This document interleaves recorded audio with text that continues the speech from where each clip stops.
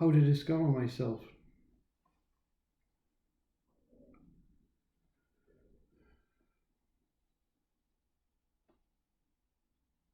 It's very condescending when you say to the question of that, well, how can you not discover yourself? Because it's not that simple. Years, centuries of being manipulated by the thought that I am this I. This symbolic, some call it a numeral, some call it a tower. But it's the identification of me, the person.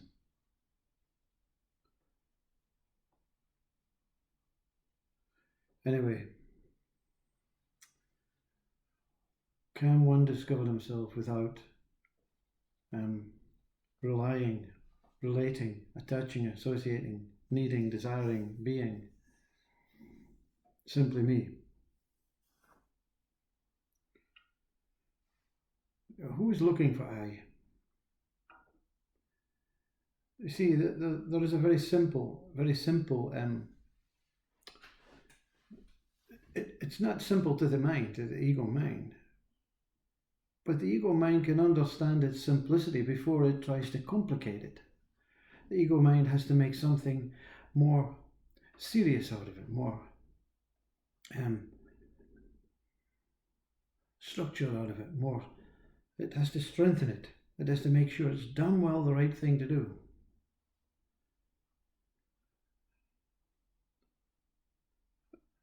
Whatever I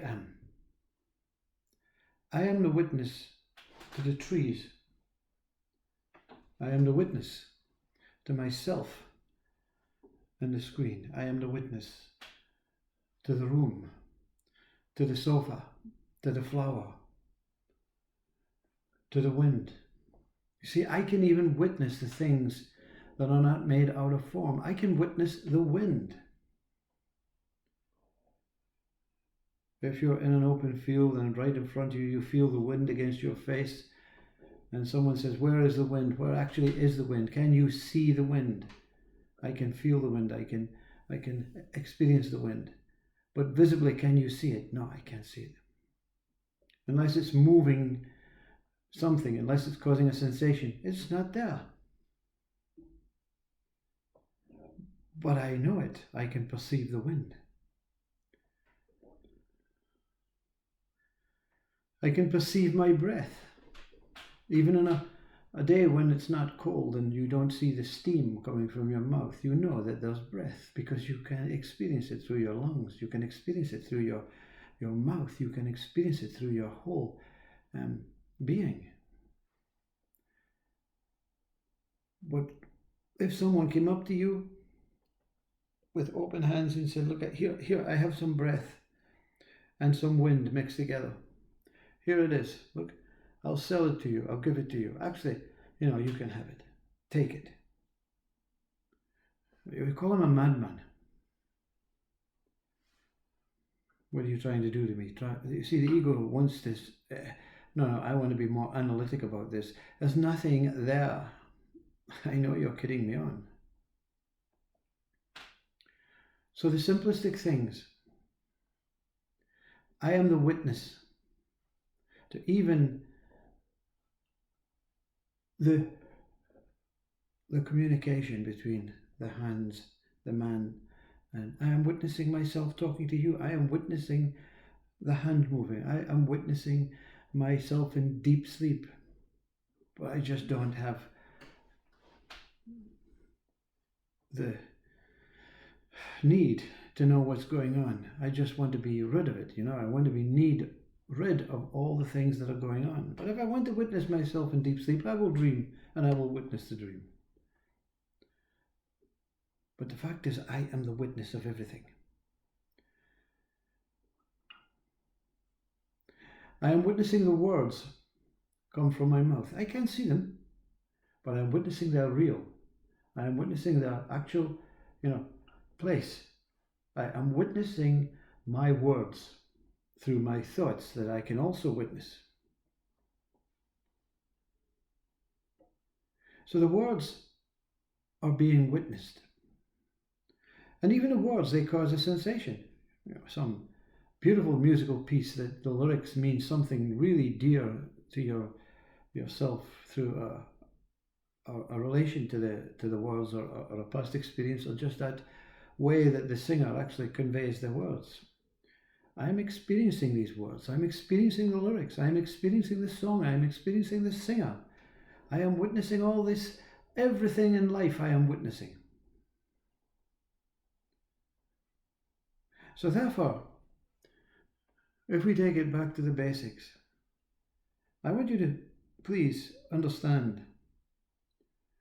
It appears to be that you're going back, speakers going back to say, to be very primitive, very childlike, to take away all the things that we've created, all the things that we've made, and all the things that we value and judge and are worthy to our lives, without all these things that I am witnessing. I am also witnessing the negativity that I appear to be, the one that questions this video is witnessing a kind of negativity. What's going on? Very negative, this, we know all this. What's the point, you see? What's the point? Well, the point is the point of witnessing. The whole idea of this short talk is to identify the point of witnessing. That point of witnessing even witnesses the word I. It even witnesses the feeling, the sensation of I. So, what can one be when it can see? See, the primary seer. The primary seer has to come first. The light from the torch, from the inside of the torch, the light has to come from the bulb before it can be seen outwards. And when the light's not seen outwards, there's no objects to be seen in the dark. But primary, the torch and the on button and the switch. How far back do you want to go? The tree is born from a trunk into the roots, and the roots into the earth. What gave life to the tree? Some sort of seed. The Hindus call it the mustard seed, the smallest seed ever. Everything is born from that seed. The point, the core. I am the seed of witnessing. So if I can witness if I can witness all these sensations, I must be prior to I. I must be prior as the witness to all that's taking place. I must be prior to deep sleep. I must be prior to the dreams. I must be prior. You see, I is the one that appears to be the witness. But something witnesses I. What witnesses I?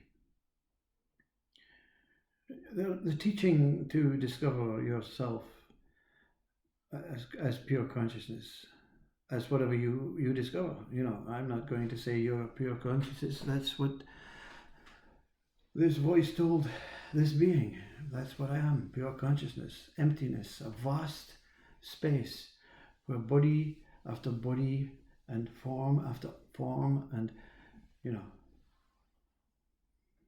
experience after experience passes through the space that I am. What is prior to the I that witnesses all? The I is also witnessed. Can this I that is witnessed be seen? Can it be experienced? The tongue cannot experience itself without the food. But the tongue is a real living, whatever you want to call it, object, thing, part of the body. It's really living. So the tongue doesn't know it's a tongue, but it can experience itself as what it is as a living thing. Once you take the name away from tongue, it's just flesh. Once you take away the name flesh, it's just life. But I am witnessing the flesh. I am witnessing the name. I am witnessing the life. And I even witness death in others. Can I witness my own death? And what witnesses I that witnesses its own death? What witnesses I that witnesses its own death? What witnesses I that witnesses its own birth?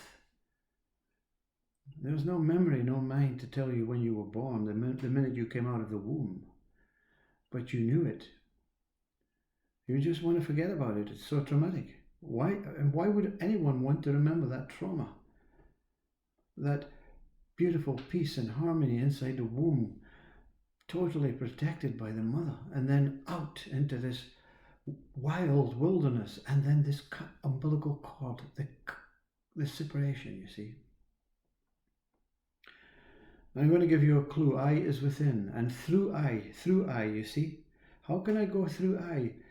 Keep witnessing I, and witness this I that is not in the head. This I in the head has to die. The I is in the horror. Yeah, and when you witness this I, you'll realize that it's connected to another umbilical cord. That umbilical cord that cannot be witnessed like the wind or the breath. It cannot be seen, but it exists within you.